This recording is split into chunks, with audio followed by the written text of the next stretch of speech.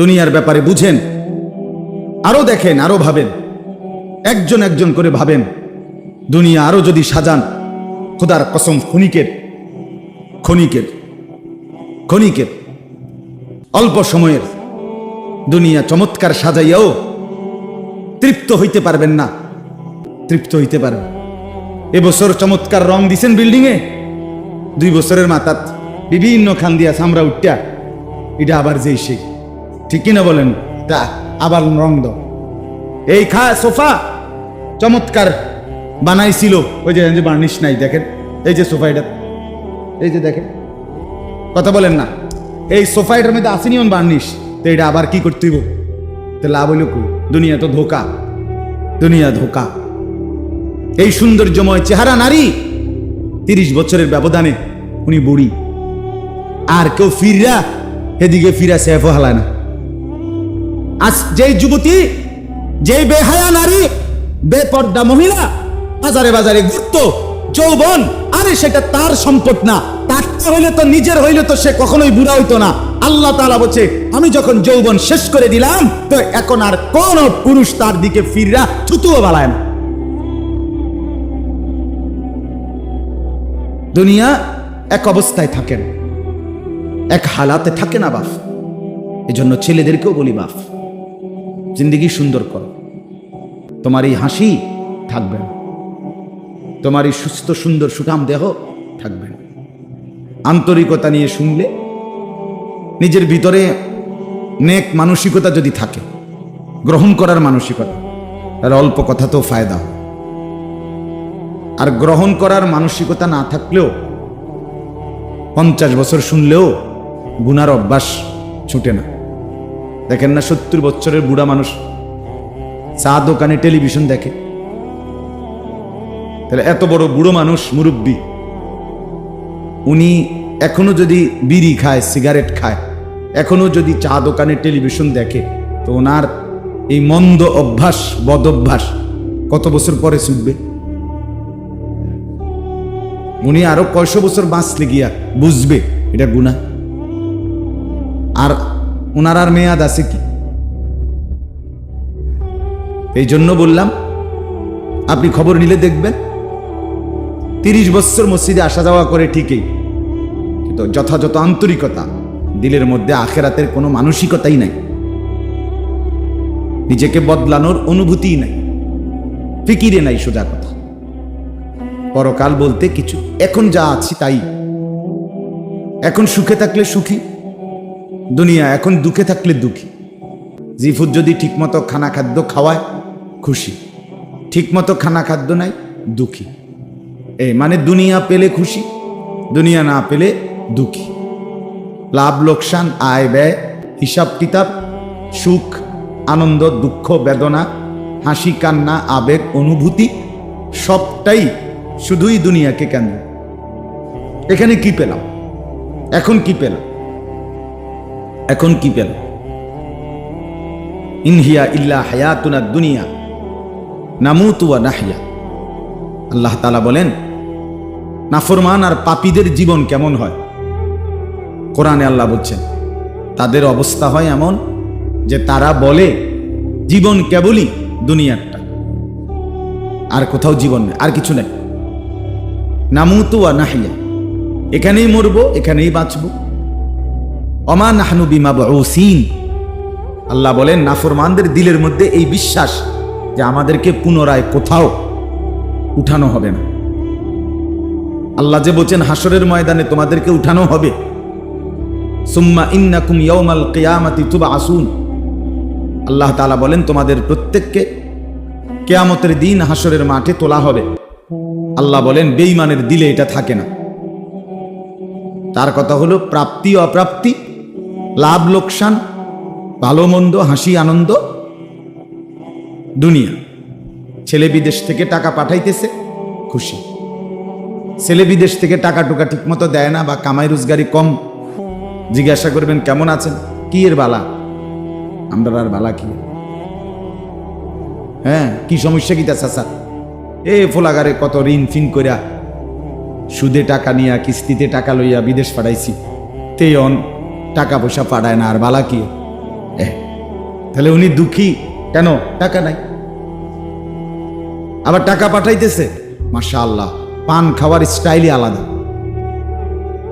চা খানার ঢঙে আলাদা, কথাবার্তার স্টাইলই ভিন্ন। কেমন আছেন? আসি আল্লাহর রহমতে, আপনাকে দোয়ায়, 10 জনের দোয়ায় আল্লাহ ভালোই রাখছে। কেমনে ভালো?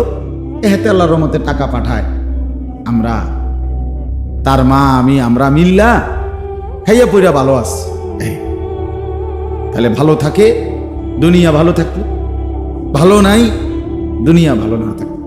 তা আখিরাত, কবর, মৃত্যু পরবর্তী জিন্দিগি, সের জন্য কি ব্যাপার? তার জন্য কোনো আলোচনা লাগবে না, এর জন্য কোনো কথা নাই। তাইলে কারো মধ্যে এই আলোচনা, স্বামী স্ত্রী পরস্পরের আলোচনা, এই ঘর সংসার বাজার, খাট ফার্নিচার পালং সোফা, হ্যাঁ, আসবাবপত্র গহনা অলংকার, এই নিয়েই পেরেশান, এই নিয়ে জিন্দিগি এর মধ্যেই আবদ্ধ। তো আখিরাত তাহলে কার জন্য? পরকাল কার জন্য? আমরা মুসলমান, আমরাই যদি পরকাল না চিনি, না বুঝি, আমাদের উচ্চারণে, আমাদের অনুভূতিতে, আমাদের আচরণে, আমাদের কথাবার্তা উঠা বসার মধ্যেই যদি পরকালের কোনো নমুনা দেখা না যায়, তো হিন্দু বৌদ্ধদের মধ্যেই দেখা যাবে। কথা উত্তর দেন। কবর হাসর আখিরাতের চিহ্ন ভেসে ওঠার কথা চালচলনে মুসলমানদের মধ্যে না কাফেরদের মধ্যে? মুসলমানদের মধ্যে। কথা তো ছিলই। আল্লাহর প্রিয় বান্দারা, অসংখ্য আল্লাহর নেক বান্দাদের জীবনে আছে, রাত্রিতে ঘুমাইতেন না। জিজ্ঞেস করতে, কেন ঘুমান? বলছে জাহান্নামের ভয় ঘুমাতে দেয়, কবরের ভয় ঘুমাইতে দেয়। হযরত আবু বকর সিদ্দিক রাদিয়াল্লাহু তাআলা আনহুর মতো সাহাবী আফসোস করে বলতেন, হায়, আমি যদি একটা গাছের পাতা হতাম, আমাকে যদি একটা চতুষ্পদ জন্তু, গরু কিংবা ছাগল, সেই পাতাটা যদি খেয়ে ফেলত, অর্থাৎ আমি যদি মানুষ না হতাম। অথচ কি পরিমাণ আমলের অধিকারী ছিল। হযরত ওমর রাদিয়াল্লাহু তাআলা আনহুর চেহারা, কপালের দুই পাশ থেকে লম্বা অঝরে কান্নার কারণে দাগ পড়ে গেছিল। হযরত ওমর রাদিয়াল্লাহু তাআলা আনহুর ইন্তেকালের মুহূর্তে হযরত আব্দুল্লাহ ইবনে আব্বাস সাহাবী, তিনি বলছিলেন, আপনাকে আল্লাহ তাআলা অনেক মর্যাদা দিয়েছেন, আপনি 10.5 বছর মুসলমানদের খলিফা ছিলেন, আপনার মাধ্যমে আল্লাহ তাআলা দিক দিগন্ত মুসলমানদের বিজয় দান করছেন। কত রাজ্য, কত এলাকা আপনার এই 10 বছরে বিজয় হয়েছে। আপনার অনেক সম্মান, অনেক মর্যাদা, অনেক গুণ, অনেক বৈশিষ্ট্য। হযরত ওমর রাদিয়াল্লাহু তাআলা আনহু কিতাবের মধ্যে আছে, উনি চোখের পানি ফেলে বললেন আব্দুল্লাহ ইবনে আব্বাসকে, শোনো, আমি আল্লাহ তাআলার কাছে এতটুকু আশা করি শুধু, যে আল্লাহ, আমার জীবনের যা নেকি আর আমার জীবনের যা গুনাহ, কমপক্ষে আমার নেকিগুলো যেন আমার গুনার মোকাবেলায় বরাবর হয়। অর্থাৎ এতটুকু নেকি যেন কমপক্ষে হয় যে গুনাহগুলোকে মোচন করে দেয়, নেকিগুলো দিয়া গুনাহগুলো যেন মিটে বরাবর হয়। এর দূর যদি হয় তো আমি আল্লাহর কাছে সন্তুষ্ট নিজেকে মনে করি, আমার এর দূরে সারব। অর্থাৎ নিজের এই বিপুল পরিমাণ নেক আমলকে কিছুই মনে করেন, সামান্য। তা আমাদের পুঁজি কোথায়?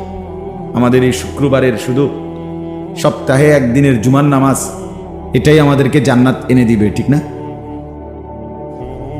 হ্যাঁ, মাঝে মধ্যে গরিব দুঃখীকে 2 টাকা 5 টাকা দিলে এতে আমাদের বেহেশত চলে আসবে, ঠিক না?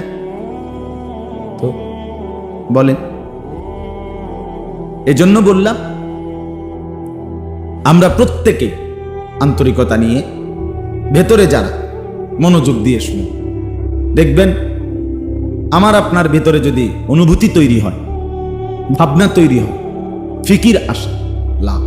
সবাই একসাথে হবে না, সবাই একসাথে বদলায় না, সবাই একসাথে পরিবর্তন হয় না, কারো কপালে পরিবর্তন হয়ই না, বদনসিব, কারো সময়ের ব্যবধান হয়। আমাদের প্রিয় নবী সাল্লাল্লাহু আলাইহি সাল্লামের কাছে যারা সাহাবী হয়েছেন, কালেমা পড়ছেন, তারা প্রত্যেকেই প্রথম দিনেই তো সবাই কালেমা পড়ছেন, ঠিক না? বুঝেন নাই কথা? যতজন সাহাবী হয়েছে নবীজির সবাই একদিনেই কালেমা পড়ে ফেলছে নাকি? তাহলে সময়ের আগ পিছ আছে কিনা বলেন? কেউ প্রথম দিন কালেমা পড়ছে, কেউ 21 বছর পরে কালেমা, কেউ 22 বছর পরে কালেমা পড়ছে। তো যিনি 23 বছরের মাথায় কালেমা পড়ছে তিনিও কামিয়াব, যিনি প্রথম দিন কালেমা পড়ছে তিনিও কামিয়াব, সৌভাগ্যবান। এজন্য বুঝ আসবে, এর মধ্যে আকপিস হবে। সবাই একই দিনে জোনায়েদ বাগদাদি হবে না, সবাই একদিনে বাইজিদ বুস্তামি হবে না, সবাই একদিনে রাবেয়া বসরি হবে না। সময়ের ব্যবধান হবে, আকপিস হবে, এবং কারো কপালে হেদায়েত জুটবেই না। ইন্নাকা লা তাহদি মান আহবাব। আল্লাহ তাআলা আমাদের নবী সাল্লাল্লাহু আলাইহি সাল্লামকে বলছেন, আপনি খুব চাইলে, ভালোবাসলে আপনি নিজে কাউকে হেদায়েত দিতে পারবেন না, সেখানে আমি কি? কথা বলেন। সেখানে আমাদের কোনো পাত্তা আসেনি কোনো? খোদ রসুলকে আল্লাহ বলছে, হে নবী আপনি চাইলে হবে না, আমি চাইতে, ওয়ালাকিন্নাল্লাহ ইয়াহদি মান ইয়াশা, বরং আমি আল্লাহ যাকে চাই আমি তাকে হেদায়েত দান করি। তাহলে মূলত হেদায়েত দেয় কে? ফায়সালা কার হাতে? আমার বলা আপনার শোনা কোনোটাই মূল বিষয় না। মূল বিষয় হলো এটা একটা উসিলা ধরা, কিন্তু মূল ফায়সালা কার হাতে? ওয়ালাউলা ফাদলুল্লাহি আলাইকুম ওয়া রাহমাতুহু মাজ। এই বেটা মোবাইল না ধরতে মানা করছি। সুন্দর করে বললে হয় না, অনেকের খাসিয়ত এতটাই যে ধমক না দিলে, কথা বুঝছেন না, এটা তার একটা তবিয়ত হয়ে গেছে। না আমারে এমনি করলে আমি বুঝতাম না, আমার ধমকাইতে বদ অভ্যাস। মানে জিন্দিগির একটা মিনিট লজ্জা শরম কিচ্ছুর কোনো ধার ধারে না। ছেলেরা মোবাইল ছাড়া 1 মিনিট থাকতে রাজি না। এবারে মা দেখুক, নাহলে বাফে দেখুক, নাহলে হুজুর দেখুক, নাহলে একবার আব্দুল কাদের জিলানি দেখুক, আমার এত কোনো অসুবিধা নেই। আমার দরকার মোবাইল। মোবাইল আছে, আমি আছি, খালাস। আমার জিন্দিগির এবার ইজ্জত থাক বা না থাক, আমার চরিত্র থাকুক বা না থাকুক, আমার আল্লাহ খোদা আখেরাত পরকাল কিচ্ছু না থাকুক, আমার মোবাইল আছে, খালাস, আমার জিন্দিগি সাথে। এই হলো জিন্দিগি, মানে জীবনটাই মোবাইল, মোবাইলটাই জীবন। বেঁচে আছে মোবাইল টিপবার জন্য, মোবাইল বানানো হয়েছে তার কাছে পৌঁছবার জন্য। আজ ছেলেদের হালাত মানে বেঁচেই আছে এটার জন্য, বেঁচেই আছে। জিন্দিগিটাই এটার সাথে সম্পৃক্ত, জীবনটাই এটার সাথে। পৃথিবীতে কোনো যুগে, মনে রাখবেন এই পৃথিবীর ইতিহাস এটা, পৃথিবীতে কোনো যুগে একসাথে সম্মিলিতভাবে যুব সমাজ এত বেশি গাফেল, অকর্মণ্য, অপদার্থ কোনো যুগে হয় নাই একসাথে। এখন যে আগে একটা সমাজে, একটা এলাকায় বখাটে দুশ্চরিত্র একজন ছিল, দুইজন ছিল, চিহ্নিত, কথা বোঝেন নাই, চিহ্নিত, তারে মানুষের চিনত, তে সু গ্রামে চুক্তি হয়তো একজন, তে একটু খারাপ, তার লগে মিশ্র না। কিন্তু এখন ভদ্রঘরের ছেলে, স্বাভাবিক ঘর থেকে বের হইছে, মুসলমানের ছেলে, দিনের পর দিন, রাতের পর রাত এক ওয়াক্ত নামাজ পড়ে না। এতে মা বাবারও কোনো আফসোস নাই, এলাকাবাসীরও কোনো আফসোস নাই, পাড়া মহল্লার সর্দার মাতব্বর কারো কোনো আফসোস নেই, কারো মুখে এই নিয়ে কোনো আলোচনা নাই যে কি আমগো এলাকার যে ফুলাফান্ডি এগুলা যে কোনো নামাজই পড়ে না, আমগোর সামনে দুষ্টামি করে, হাঁটাহাঁটি করে, আমরা কি এটা বলতে পারি না? এই অনুভূতিটুকু পর্যন্ত লোপ পাইছে। এত দুর্ভাগ্য মুসলমানের ইতিহাসে আর কখনো হয় না। বেনামাজি আগেও ছিল, কথা বোঝেন নাই, বেনামাজি আগেও ছিল, এতটা গাফেল আগে ছিল, মা বাপ এত অসচেতন আগে ছিল। আমার মনে আছে আমরা প্রাইমারি স্কুলে হিন্দু স্যার জমের মতো ভয় পাইতাম। হিন্দু মাস্টার, কিন্তু ভীষণ ভয় করতাম। সারে দেখলে মাইরা লেন, এতটা ছিল একটা সময়। কত আজ থেকে 500 বছর আগে, ঠিক না? আমার বয়স ধরেন 500 বছর। আমি আদি যুগের মানুষ, এরম নি তো। আমার বয়স 42 বছর রানিং শুরু হয়েছে, 41 শেষ হয়েছে। তাহলে 30 বছর আগের কথা। আমার পড়ালেখার প্রাইমারি ছোটবেলার জীবন 30 বছর আগের কথা না? 30 বছর আগে। তাহলে এই জন্য বললাম, জিন্দিগিটা মোবাইলটার উপরে তুলে দিস। হাসি, কান্না, আনন্দ, বেদনা, হাসলে, কাশলে, পেশাব, পায়খানা, টয়লেট, বাথরুম, হ্যাঁ, হোটেল, রেস্তোরাঁ, পার্ক, যেখানে যখন যাবে 24 ঘন্টার মেইন কাজ আগে একটা ছবি উঠানো। আগে ছবি উঠে, এরপরে বাকি কাজ। আমি সেদিন ওই ফেরিঘাট, ফেরির মধ্যে উঠছি, বুঝছেন? ফেরি পার হমু আর কি। আমার গাড়ি উঠছে, আমিও উঠছি। তো দেখলাম যে মোটরসাইকেল দিয়ে এক ছেলে ফেরিতে, মোটরসাইকেলটা নিয়ে উঠছে ফেরিতে। ওইটা মাত্র এক পাশে এটারে ব্রেক করে থুইছে। থুইয়া মানে 1 মিনিট দেরি হয়েছে না, আগে এটার পাশে দাঁড়াইয়া একটা ছবি উঠাইছে। আগে উঠাইয়া চুল টুল ঠিক করে ছবিটা 2-3টা পোস্টে উঠাইয়া এরপরে হেতে চারিদিকে চাইছে যে আগে মানুষ আসেনি আরো, না আমিও শুধু ফেরি। মানে তার প্রথম দায়িত্ব কি উঠানো, ছবি উঠা। তাহলে কি পরিমাণ ছাগল মানুষের বাচ্চা পরিণত হয়েছে, বুঝতেছে? তুমি মোটরসাইকেলের লগে খাড়াইয়া ফেরির মধ্যে ছবি উঠাইয়া ফেসবুকে দিলা, তোমার এটা কোন ছাগলে দেখবো? এটার মধ্যে দেখার কি আছে? মোটরসাইকেল কি বাপ দাদা 14 গোষ্ঠী কেউ চালাইছে না? কথা বলেন না কেন? তো তুমি এটা কিটা দিয়ে এলা, কি দেখুন কি আছে? মোটরসাইকেলে কি আশ্চর্য, আর তুমি কি আশ্চর্য? কথা বলে। এমন যদি হইতো যে আমি চাঁদের দেশে গিয়ে মাত্র মোটরসাইকেলটা থুইছি, থুইয়া এখন চাঁদের দেশের থেকে একটা কি দিছি, মাশাআল্লাহ ভালো কথা তো বেটা, চাঁদের দেশে মোটরসাইকেল চালায়, এটা একটা বিশেষ কিছু হইতে পারে। কিন্তু এনতে রোডেতে চালাইয়া গিয়া ফেরি উঠছে, এটার মধ্যে আশ্চর্যের কি আছে? মানে রুচির দুর্ভিক্ষ, রুচিহীনতা, মন মানসিকতা একদম নিচে নেমে গেছে। একদম অনুভূতি, বিবেক লোপ পেয়ে গেছে, লোপ পেয়ে। মা বোনদের বেহায়াপনা চূড়ান্ত সীমায় নেমে গেছে। মহিলারা, পুরুষ সামনে দোনো পাশে ডানে বামে হাঁটতে, উঠতে, লড়তে, দৌড়তে কোনো লজ্জাবোধ করে না। কি বেড়ার গাত লাগে না, বেড়িতের গাত লাগে না, অটোর গাত লাগে না, সিএনজির গাত, এত সময় নাই, পুরো ব্যস্ত। বাজার, মার্কেটিং, দোকান, কেনাকাটা, আহা আফসোসের। মানে এটাই বললাম আর, একসাথে সবাই, অধিকাংশ, বেশিরভাগ অধপতন একসাথে মুসলমানের সমাজে 1450 বছরে আর কখনো এতটা ছিল? অল্প অল্প ছিল, অল্প অল্প, 1জন 2জন বেপর্দা নারী, বেহায়া মহিলা, লজ্জা শরম কম, এরম বেডি ছিল 1জন 2জন, 2 গ্রামে 4 গ্রামে। কিন্তু মা বোনদের এখন বাজার আর মার্কেটিং দেখলে মনে হয় না আপনি জিগাইয়ের খবর লইতে বোঝে আপনি বাইক থাকেন কোন টাইমে,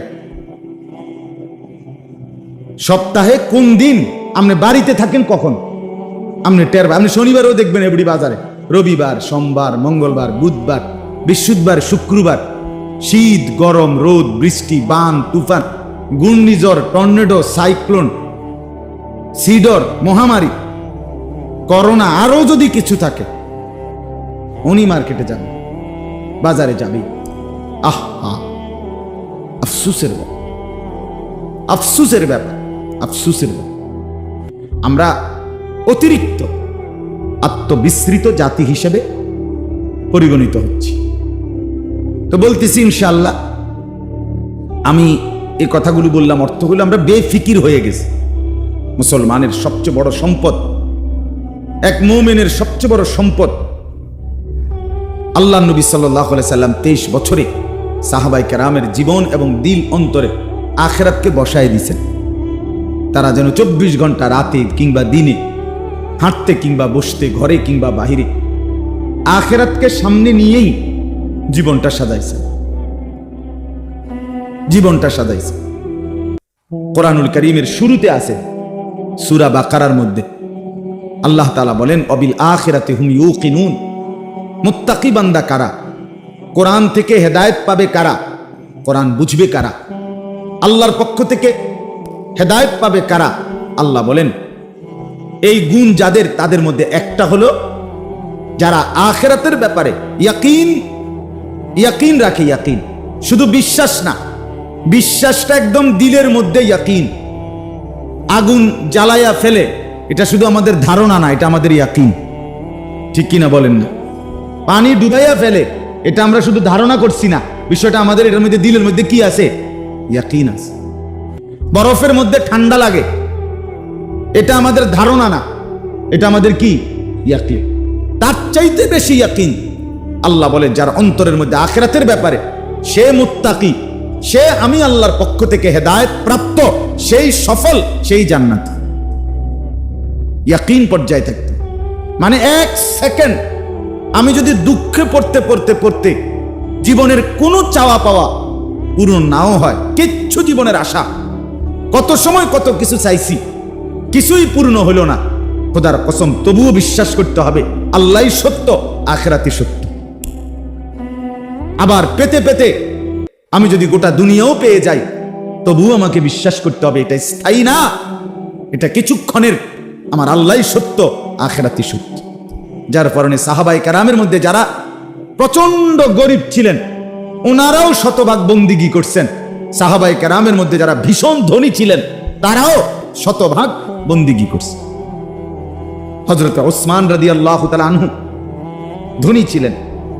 হযরত আব্দুর রহমান ইবনে আউফ রাদিয়াল্লাহু তাআলা আনহু অনেক বড় ধনী ছিলেন।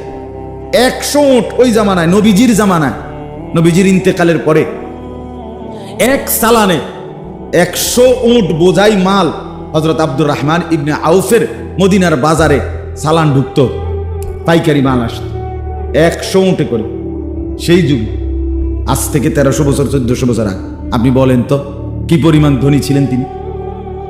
একদিন শুধু হযরত আয়েশা রাদিয়াল্লাহু তাআলা আনহা, নবীজির স্ত্রী, বলছিলেন, আব্দুর রহমান, তোমার এই বিপুল মাল, এগুলার হিসাব দিতে দিতে তুমি তো হাসরের ময়দানে ফুলসিরাত পার হতে গিয়া তোমার কোমর বাঁকা হয়ে যাবে। আমরা কিতাবে পড়ছি সাহাবী আব্দুর রহমান ইবনে আউফ, ওনার উট 100 উটের মাল মদিনার বাজারে পাইকারি সালান নামাইতেছিল। তখন উনি এই সময় শুনছে, এই কথাটা ওনার কানে আসছে। সাথে সাথে সবাইকে ডেকে বলছে, ব্যবসায়ীদেরকে, বাজারের লোকদেরকে, তোমরা সবাই সাক্ষী থাকো, আমি আব্দুর রহমান আল্লাহকে কসম করে সাক্ষী রেখে বললাম, এই 100 উট বোঝাই মাল সহ আমি আল্লাহর রাস্তায় সদকা করে দিলাম। বিনিময়ে তবুও আমি কিয়ামতের দিন আখিরাতে ফুলসিরাত বাঁকা হয়ে পার হইতে চাই না, সোজা হইয়া পার হইতে চাই। আখিরাত হারাইতে চাই, পরকাল হারাইতে চাই না। দুনিয়া হারাই ফেললাম, দুনিয়া হারিয়ে ফেললাম। দুনিয়ায় কোনো লস নাই, কারণ দুনিয়া পুরাটাই লস। আলগা লস আবার কি থাকে? কথা বুঝেন নাই আপনি? দুনিয়া পুরাটাই কি লস, আলগা লস কি? বিশ্বাস করে 500 টাকা জাগাত লস খাইলাম না রে মিয়া, দুনিয়া পুরাটাই লস। সোফা এটা পুরাটাই লস, কারণ এটা কোনো আখিরাতে যাবে না। কথা বলেন না কেন? এই দামি বিল্ডিং এটা পুরাটাই লস, এটা যাবে না, এটা যাবে। কিন্তু সেজদা পুরাটাই লাভ। এটা একটা সেজদা দুনিয়াতেও কল্যাণ আনবে, আখিরাতেও জান্নাত আনবে। এটা লাভই লাভ, এটা লাভই লাভ। এজন্য সবাইকে বললাম, শুনেন সবাই, কিন্তু সবাই বদলায় না কা, এটা আপনার ভাবার দরকার। আপনি বদলাবেন কিনা সেটা ভাবার দরকার। সবাই লইয়া চিন্তা করলে একসাথে, যে যেদিন আমরা গ্রামের সবাই ভালো হবে, নামাজি হবে, সেদিন থেকে আমিও পড়মু, তাহলে হইতো না, আপনি জীবনও পারতেন, তাইলে পারতেন না, আপনি আগায় যাইতে হবে আলাদা।